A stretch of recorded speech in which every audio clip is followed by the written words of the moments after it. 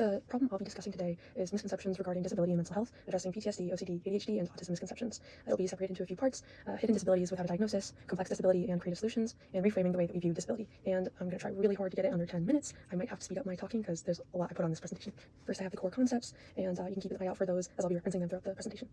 From the feedback from the OCD presentation, it seems like you guys really like the personal anecdotes and hearing firsthand accounts of different stories. So I have two stories for you today. One of them is of my very good friend Gabrielle Zui. Gabrielle and their brother are both autistic. Gabrielle was not diagnosed until age 20, while their brother at age 2.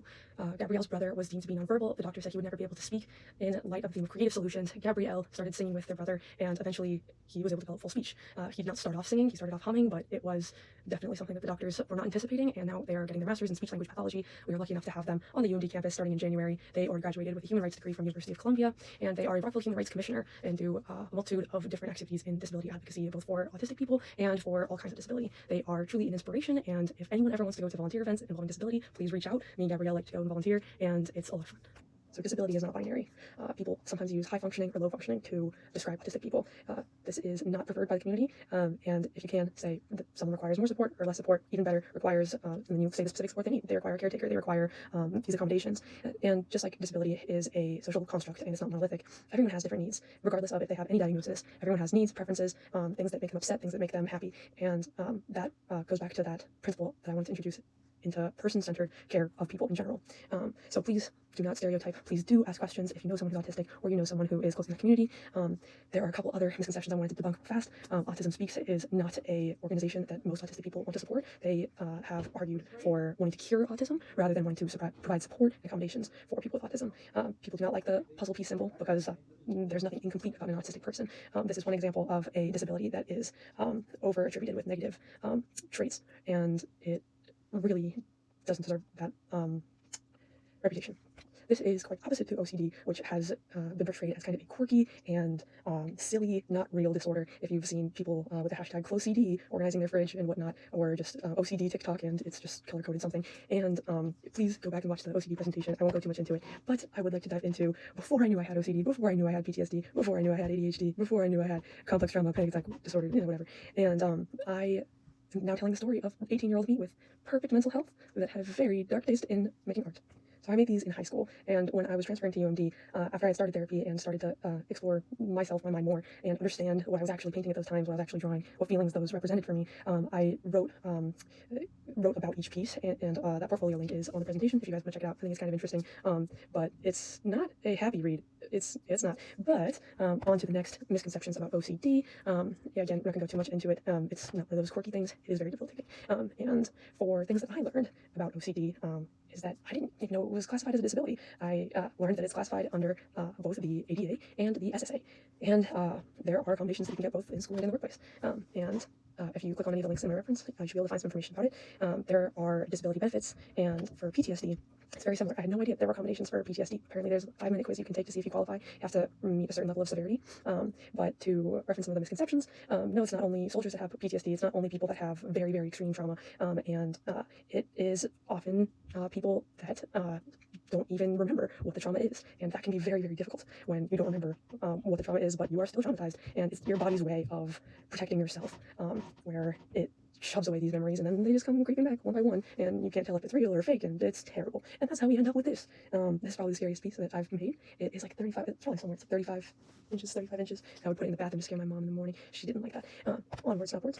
ADHD misconceptions, especially relating to taking prescriptions for ADHD management, involve that ADHD medication is cheating, that it is legal meth, or that just because one person doesn't need it, it means that you shouldn't take it either. And it took me a very long time to get on board with taking medication because of the stigma around it, and I would constantly feel guilty about it. It took me going to therapy and having a licensed psychologist tell me that it's completely not only normal, but it's really the only way to manage symptoms. People can choose to take medication or not to take medication, but you will be experiencing the same issues if you don't take medication. There's only so much that behavioral cognitive therapists could do in the case of ADHD. There is a community, and if you do have ADHD, I encourage that you talk to other neurodivergent people. There is so much overlap between different neurodivergencies, ADHD, OCD, anxiety disorders, depression, and autism. So I encourage you to embrace neurodivergence. The community is amazing, and you learn so much from so many cool people, and really just better your life. Another thing I learned in this presentation, that you can get workplace accommodations if you have ADHD symptoms that meet certain criteria. And if you want to research any of these, you can feel free. There's a few different links that are at the end of the presentation. And of course, UMD also offers accommodations for ADHD, and I can link that as well at the end of the presentation. This last slide is about complex trauma, the undefinable issues where you don't know what's wrong. And I think this is something that can resonate with a lot of people, where you don't know why you can't get out of bed, you don't know why you can't get yourself to the gym or to class or to finish that last assignment or to put in that extra effort for studying for a test. And you want to, but there's this difference between what you want and what happens. And it's not something that's clear, you have this, you have that, or you need this medication, you need that medication. Sometimes people just have issues and they don't even know what they are. And that's where we're looking at these creative solutions when it comes to the disability, mental health spectrum, where everything seems to overlap. So the ADORA project is a UMD research study helping to identify anxiety in individuals who may not be aware that their levels are debilitating. And if you know anyone who's aged 11 to 14, please send them the link. It's paid. You can get tested for neurodivergencies. This is a experiment mainly between autistic and allistic 11 to 14-year-olds. And they are especially trying to bring in more Black young individuals, just because they've been left out of many research, or much research over many years. And they're trying to create more research for autistic youth, identifying problems when the individual is not able to, and potentially expanding research, if all goes well, to other people that, like me, were experiencing high levels of anxiety, but were completely in denial about it, to the point where one day things did blow up, and it was not fun.